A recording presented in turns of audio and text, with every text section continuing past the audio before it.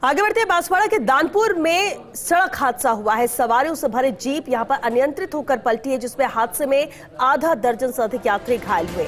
माता सुला गांव से छोटी सरवन आते समय ये जीप पलटी है। जीप पलटने से चीख पुकार मच गई। कई बच्चे जीप के नीचे दबे।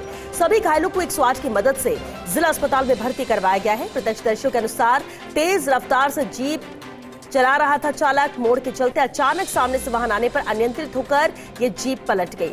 हादसे के दौरान जीप में 35 से ज्यादा सवारी भरी थी। हादसे की सूचना मिलते ही मौके पर पहुंची दानपुर थाना पुलिस। अहम खबर है, जहां दर्दनाक सड़क हादसा हुआ है बांसवाड़ा के दानपुर में। सवारियों से भरी जीप थी, अनियंत्रित होकर पलट गई। हादसे में आधा दर्जन से अधिक यात्री घायल हुए हैं।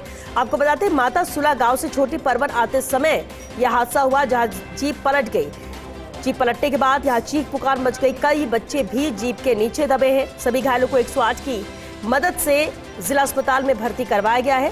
प्रत्यक्षदर्शियों के अनुसार तेज रफ्तार से जीप चला रहा था चालक।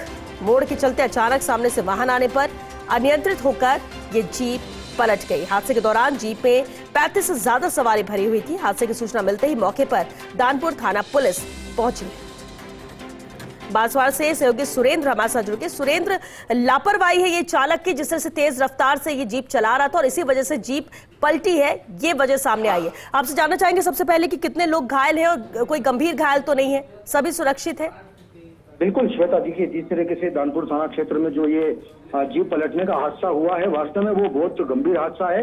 हालांकि 35 से ज्यादा जो है वो जीप में सवारियां भरी हुई थी, लेकिन जिस तरीके से देखा गया है कि आस पड़ोस के लोगों ने जो है वो कुल मिलाकर के इस पूरे घटनाक्रम को उन्होंने देखा भी है अपनी आंखों से और तुरंत प्रभाव से पुलिस को सूचना भी दी और सूचना के साथ मौके पर पुलिस पहुंची।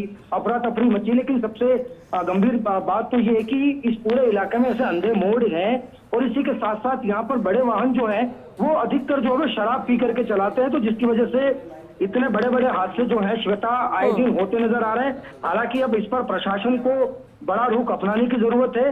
इससे पहले भी मैं आपको बता दूं कि लगातार यहाँ पर रोजाना कम से कम बाइक के ऐसे 2 से 5 एक्सीडेंट यहाँ पर नजर आते हैं, मामले नजर आते हैं। इसी के साथ साथ जो बड़े ट्रोले हैं, जो जीप है, जो टेम्पो है, लगातार ये हादसे होने की वजह यही है कि यहाँ पर एक तो सबसे ज्यादा अंधे मोड़ है और दूसरा ये कि यहाँ पर सबसे ज्यादा जो है वो शराब पी करके वाहन चलाया जा रहा है, जिसकी वजह से ये हादसे हो रहे हैं।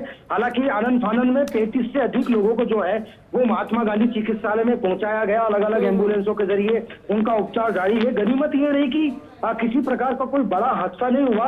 हालांकि अब तक किसी के मौत की सूचना नहीं है, लेकिन सबसे गंभीर बात तो ये कि जीप में जो नन्हे बच्चे जो थे उनको जो है वो गंभीर चोटें लगी हैं।